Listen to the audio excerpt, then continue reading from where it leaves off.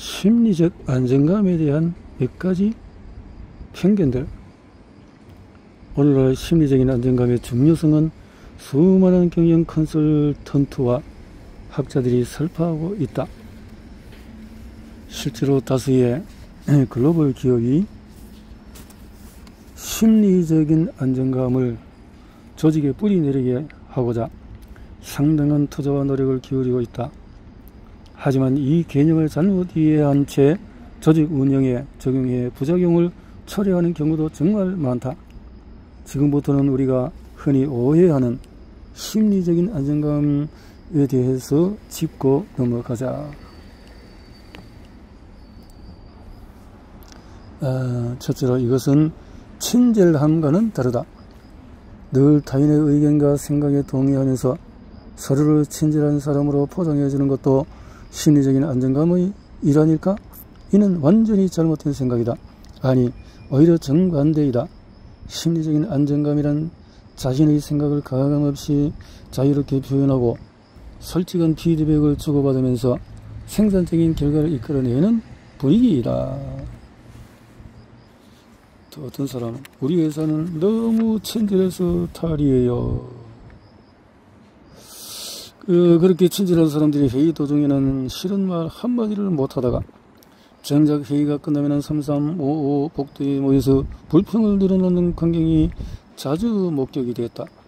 회의 때 결정된 사항은 실행에 옮기지도 않고 심리적인 안정감은 친절함이나 상냥함과는 거리가 멀다. 비슷한 맥락으로 편안함이나 안락함을 뜻하지도 않는다. 오히려 듣기에는 조금 거칠고 쓴 말일지라도 생산적인 갈등을 통해서 서로의 입장을 이해하고 학습하는 여건이라고 볼 수가 있다. 심리적인 안정감은 개인의 성향을 초월한다. 또 다른 오해도 있다. 이제껏 조직의 심리적인 안정감은 개인의 외향적인 성향과 유사하다고 오해받아왔다. 직장에서 자신의 목소리를 내는 사람은 열정이 넘치고 당찬 인재라고 평가받는 반면에 반대의 경우는 수줍음이 많거나 자신감이 없고 남들과 어울리지를 즐기지 않는 소극적인 사람으로 단정 지어졌다. 그러면서 외향적인 성향의 구성원이 많을수록 팀워크가 좋아진다고 믿었다. 그러나 누구나 할 말을 하는 분위기는 개인의 성격적인 특징과는 아무런 관련이 없다. 오히려 이는 조직 전반에 흐르는 기류, 즉 심리적인 안정감에 달려있다. 심리적인 안정감은 신뢰감과도 다르다. 심리적인 안정감과 신뢰감은 여러모로 공통점이 많지만 완전히 같은 개념은 아니다. 가장 결정적인 차이는 방향성이다. 방향성. 심리적인 안정감은 특정 개인이 아닌 조직 전체를 향한 감정이다.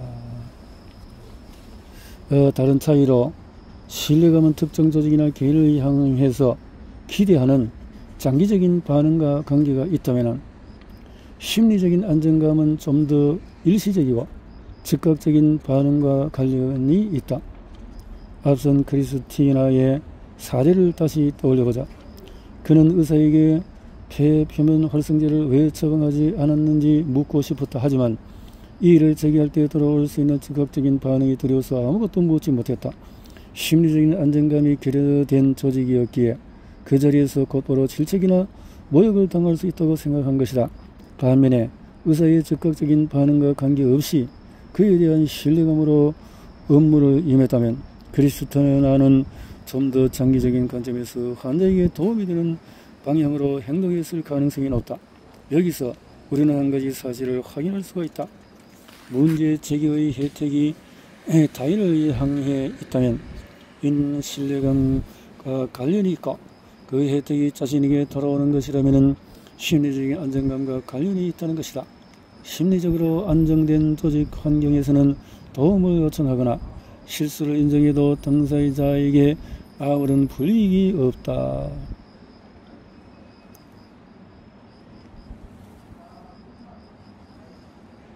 심리적인 안정감이 성과의 기준까지 낮추지는 않는다.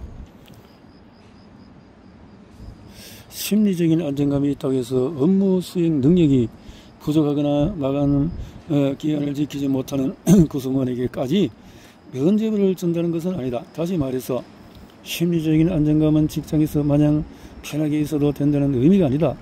오늘날 수많은 관리자가 심리적인 안정감이 효용성을 인정하면서도 이것이 업무 수행 기준을 낮추지 않을까 우려한다.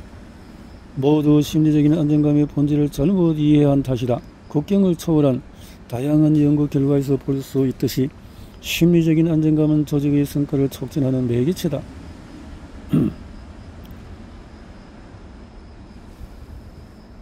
업무 높은 심리적인 안정감은 학습을 통해서 성과를 만드는 조직이다. 심리적인 안정감은 높지만 업무 수행 기준이 낮은 조직은 결코 도전을 하지 않는다. 가장 문제가 되는 조직은 무관심한 조직도 안주하는 조직도 아니다. 바로 두려움이 만연한 조직이다. 두려움. 끝으로 심리적인 안정감과 업무 수행 기준이 모두 높으면 학습을 통해서 성과를 만드는 조직으로 발전할 수가 있다. 동기부여 없이는 결코 안전할 수가 없다. 심리적인 안정감이 조직의 성과에 꼭 필요하다는 것은 널리 알려진 사실이다. 하지만 심리적인 안정감이 보장된다고 해서 높은 성과가 자동으로 따라오는 것은 아니다. 아니, 결단코 그렇지가 않다. 다만 심리적인 안정감은 두려움으로 주저하는 마음 속에 브레이크를 풀어주는 역할을 한다. 이로써 각 구성원은 자신의 역량을 충분히 발휘할 수 있게 된다. 지식기반 산업에서는 예전처럼 공정의 저림 나이를 확인하는 단순한 방식으로 구성원의 역량을 평가할 수는 없다. 더불어 오늘날의 동기부여 방식은 예전과 전혀 다르다. 리더는 조직을 감독하는 동시에 다양한 영감과 피드백을 지속적으로 제공하며 구성원에게 보람있는 경험을 만들어주고 동기를 부추겨야 한다. 또한 조직 안에서 각종 도전 과제와 우려사항, 기회에 관해서 자유롭게 의사소통하는 환경을 구축해서 끊임없이 혁신하는 것 역시 오늘날 리더에게 가장 중요한 임무이다.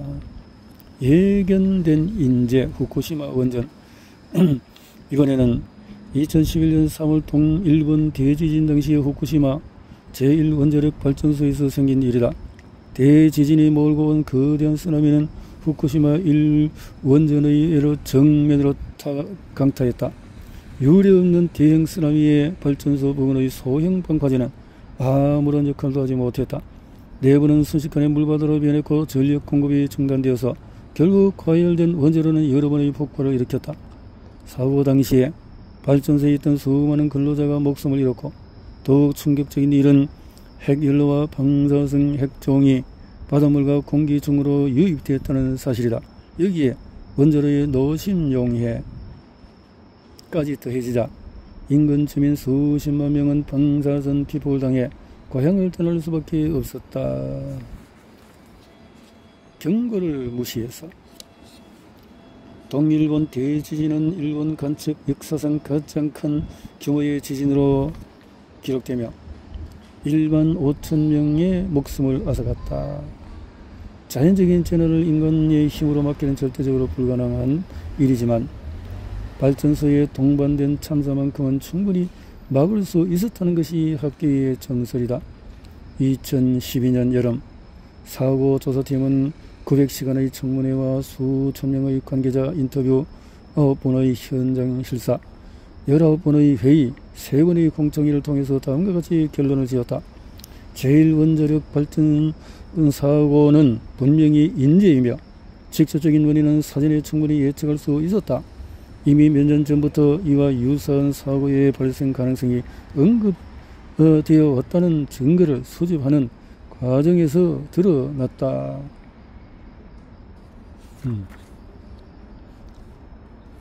당시에 일본에는 원자력 발전소에 대한 내진 성능 기준을 재검토하는 소위원회가 있었다. 위원장으로 임명된 사람은 고베대학교 교수 가츠히코였다. 그는 자국 내 활성 단층을 조사하며 국가적인 기준을 수정할 필요가 있다고 제안했다. 그러면서 후쿠시마 다이치처럼 지진 발생 위험이 높은 지역에 원자력 발전소를 짓도록 건설을 허가해준 정부를 강도 높게 비판했다. 그러나 그의 주장은 늘 공허한 외침으로 끝이 났다. 당시 소속 의원 대다수가 유수의 전력회사에서 고문으로 재직하고 있었기 때문이다.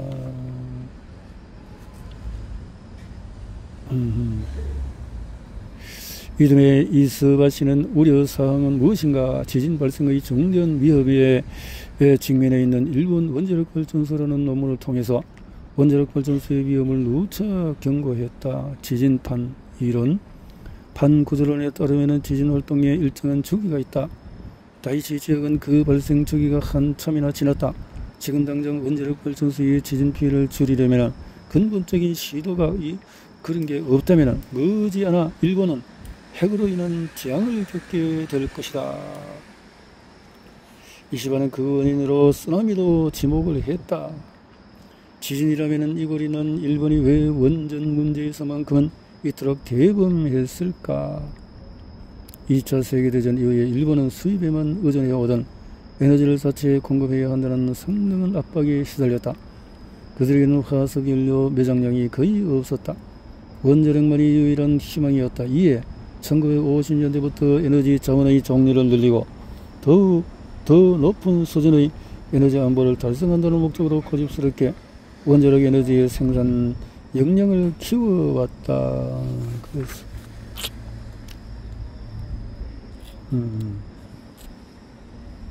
2009년에는 일본 지진연구센터의 소장 유키 노비가 역사적인 사례를 바탕으로 방파제의 기준을 강화해야 한다고 주장했다. 하지만 이 역시 받아들여지지 않았다. 유키 노비는 유용한 자료나 기록이 다 있는데도 왜 적극적으로 쓰지 않는지 모른다며 유감을 표하기도 했다.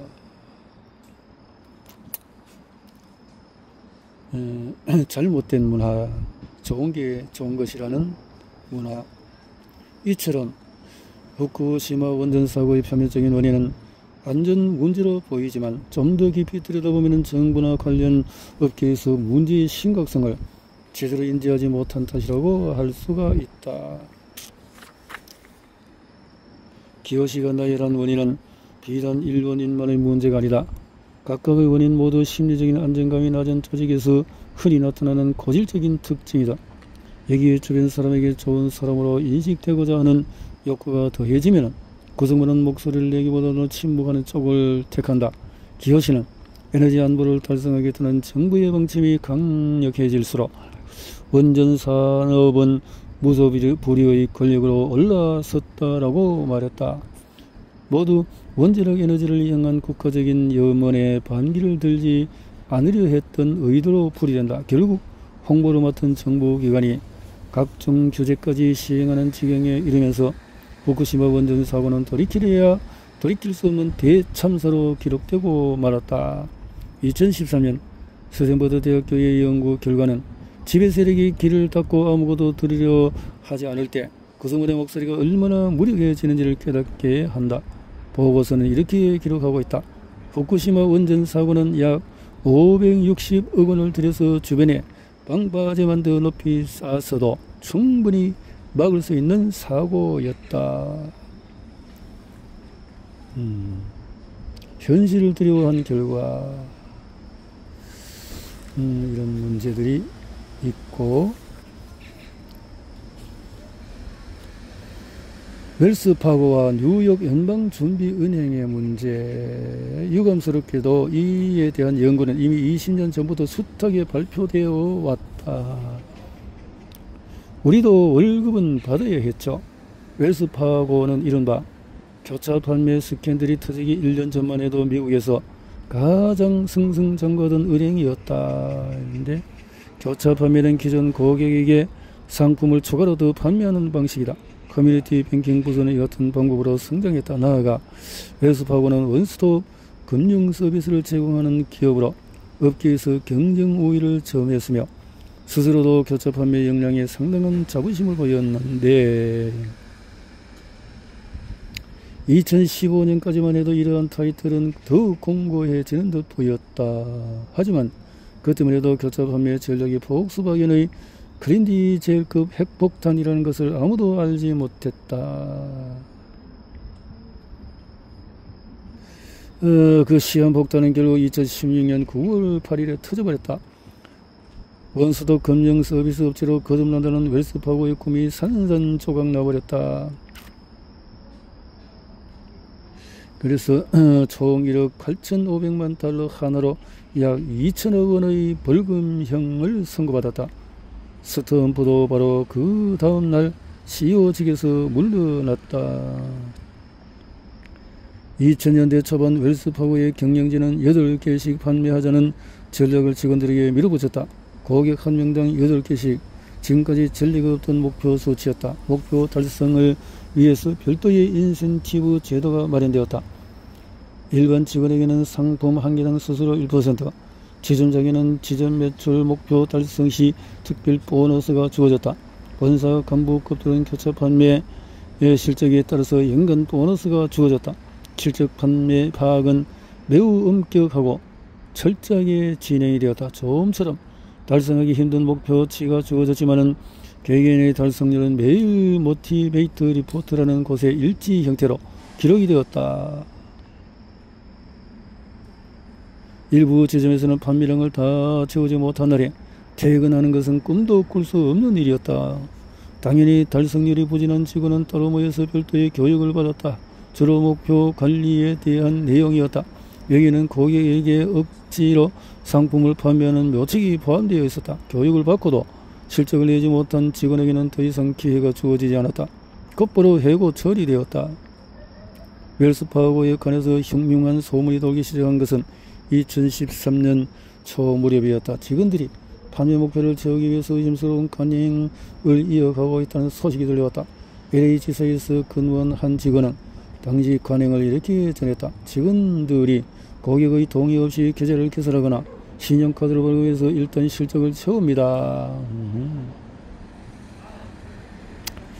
이 사안에 대해서 웰스파고도 그 나름 자부책을 찾았던 것으로 보인다. 윤리지침 위반 이유로 임직원을 5,300명을 해고했고, 질적 판매라는 이름으로 카드를 도입해서 판매 조건에 몇 가지 제한을 두었다. 나아가서 윤리교육도 확대했으며, 그래도 결국 주 정부와 중앙정부가 나서서 웰스파고의 불법 행위를 조사했다. 사유는 모두 내부 고발이었다. 해고 조치는 문제를 제기한 당사자에게 내려지곤 했다. 웰스파고 사태는 단순히 누구 하나의 잘못으로 치부할 수 없는 일이다. 불법 행위를 저지르지 않고는 도저히 달성할 수 없는 목표가 문제의 핵심이었다. 팔아라, 못 팔면 해고다. 규제 당국은 누가 규제하나. 그래서 폭스바겐과 웰스파고 사례를 통해 두려움의 문화가 회사의 성장에 치명적이라는 것을 확인했다.